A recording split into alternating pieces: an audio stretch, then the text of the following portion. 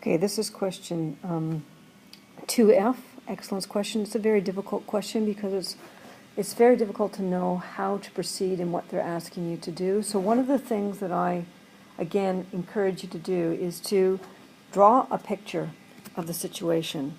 So we have a curve, and they tell us that the curve, they give us the equation is ax squared minus 2bx plus c. We don't know what a, b, and c are, but what we do know is its vertex. Basically, we'll put the vertex down here somewhere, crosses the equation y is equal to 2x. So if I just sketch it down here, it's not a very good one, but you get the idea. So this is, and we've got to find the equation, we've got to find this curve, but what they want us to do is find an expression for c in terms of a and b. So they've given us y is equal to ax squared plus bx plus c. So if we're going to express this, basically what we need to do is express this equation in terms of a, b, and c. We have to get rid of the x and the y. And in order to do that, we need to know an expression for x, an expression for y, or something so that in terms of a and b and c, so that we can get rid of the x and the y. So we need a point, because that's what x and y is. It's a point.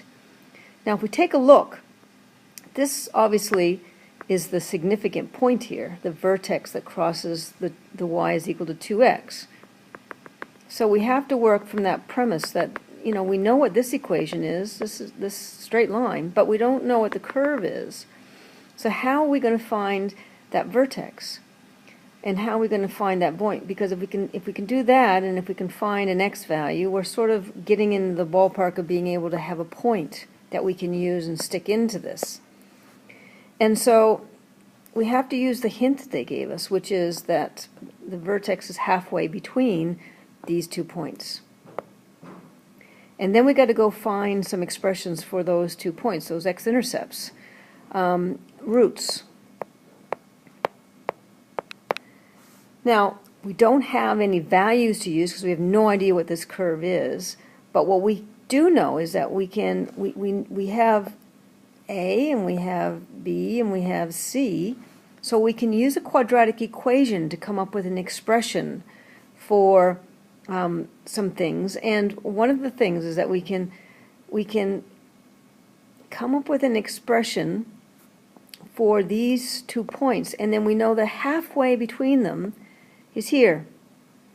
So that's what we're about to do. We're basically going to come up with expressions for the roots and then try to take halfway between those to come up with an expression for the x value of the vertex. I mean, that's what we've got to do.